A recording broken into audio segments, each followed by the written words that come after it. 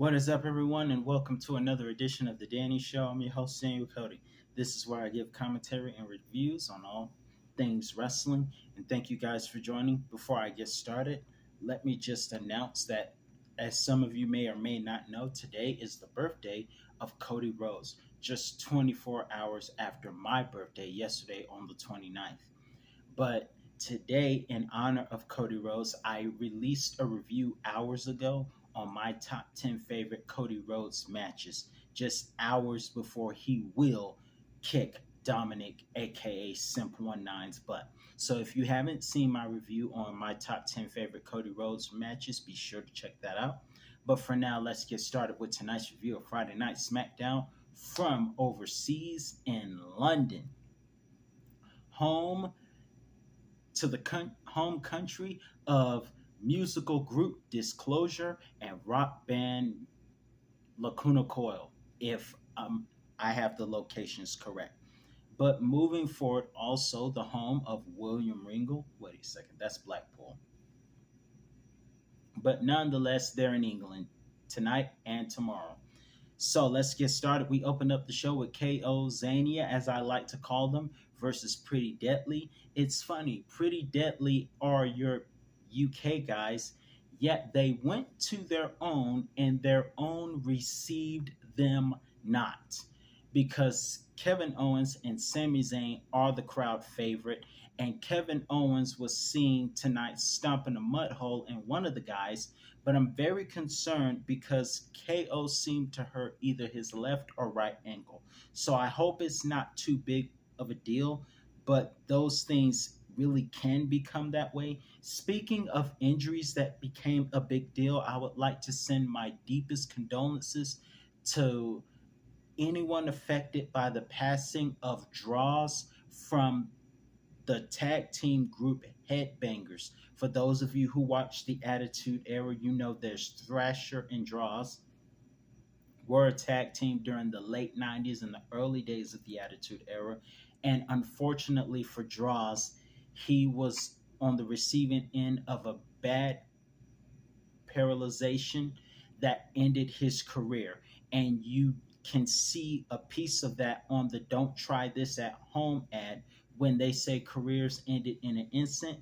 That is Draws being carried out, and he lived his life paralyzed, unfortunately. But my thoughts and prayers are with anyone affected by his passing and his family.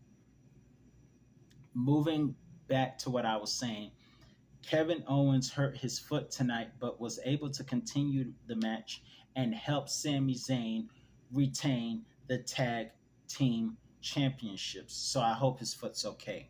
We saw Austin Theory and Ridge Holland go at it, and it was a SmackDown short. May I just say that Austin Theory is growing on me as a fan, and I love what his t-shirt stands for.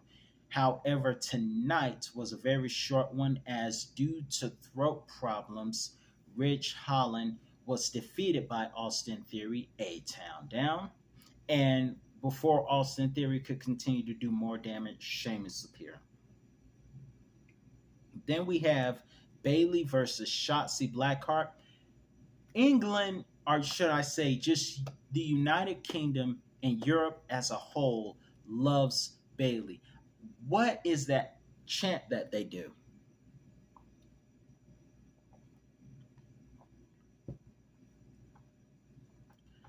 It's that chant they do where they say, Bayley, ooh, I want to know, will you be my girl? I don't know how the song goes. I think that's how it goes. But nonetheless, everyone over there in the UK loves Bayley. And this night was no exception, as she would go on with the assistance of EO's distraction to defeat Shotzi Blackheart. And Shotzi was not done. She confronted Bayley and EO backstage and got attacked by both two women of Damage Control. By the way, Bayley likes Michael Cole. But in any event, Bayley and EO attacked Shotzi long enough to get her laid out on the table and cut a piece of her hair. Now, I have a huge feeling that tomorrow night Shotzi is going to make her presence felt and cost Bayley the Money in the Bank match. And I hope that Becky Lynch wins tomorrow. Then we have Grayson Waller, who will host Edge at Madison Square Garden next week. This week hosts Logan Paul, and England does not like Logan Paul, even though Grayson tried to make it look that way. But they love L.A. Knight. Yeah. And here's the thing, my hope is that L.A. Knight wins. My fear is that Logan Paul wins. Fans will be livid if that happens. And 7-year-old wrestling fans will smash the TV and act like Karens if Logan Paul wins tomorrow night. So I don't want to put no negative energy in the atmosphere, but hopefully LA Knight wins. Speaking of LA Knight, after a brawl involving Santos and Pete Dunne, aka Butch, there was a triple threat match in which Butch, aka Pete Dunne, won. And after the match, Butch would get the ladder and try to climb, but Logan ruined it. Then LA Knight comes in and they fight off. And then Butch goes up, aka Pete Dunne, to grab the briefcase. You know what I would love though? If Butch would go back to Pete Dunne, I would honestly love that.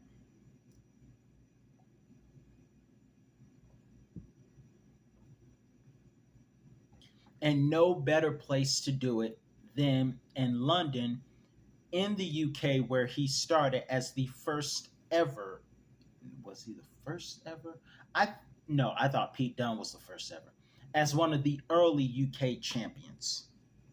So it would be perfect if he went down there and brought his self back, just like Baron Corbin brought back his lone wolf persona earlier this week and still got his butt kicked by Carmelo Hayes. Wellfully so. Now we have Charlotte versus Asuka. That match didn't last long. Charlotte is supposed to be the face but got booed. Asuka is supposed to be villain but got cheered. And I understand why fans are mad at Charlotte, because in many people's minds, Charlotte has been holding the spotlight, and I respect everything that she's done. But in many fans' mind, Charlotte is holding the spotlight as far as the championship spotlight from the women's division. However, I still think that because of this buildup, Charlotte versus Asuka versus Bianca would make a good match at SummerSlam if Charlotte and Bianca don't face off at SummerSlam. But we need to see that one-on-one match eventually.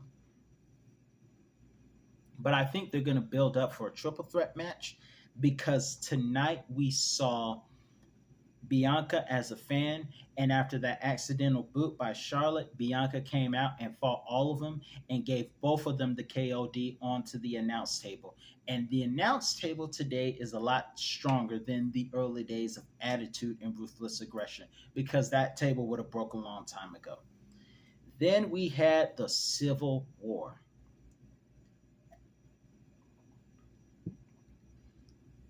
First off, why is Paul carrying the old championships? I don't get that.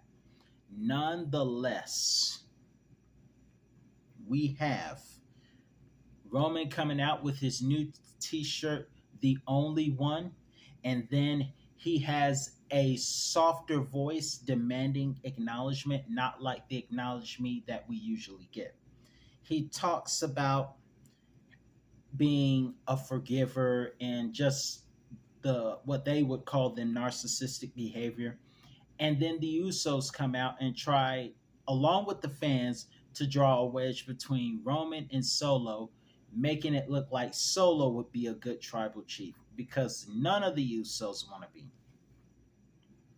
But after all that happens, the brawl breaks out and the security comes out and they get attacked. and the family fights themselves and the security until Jay comes flying onto everyone.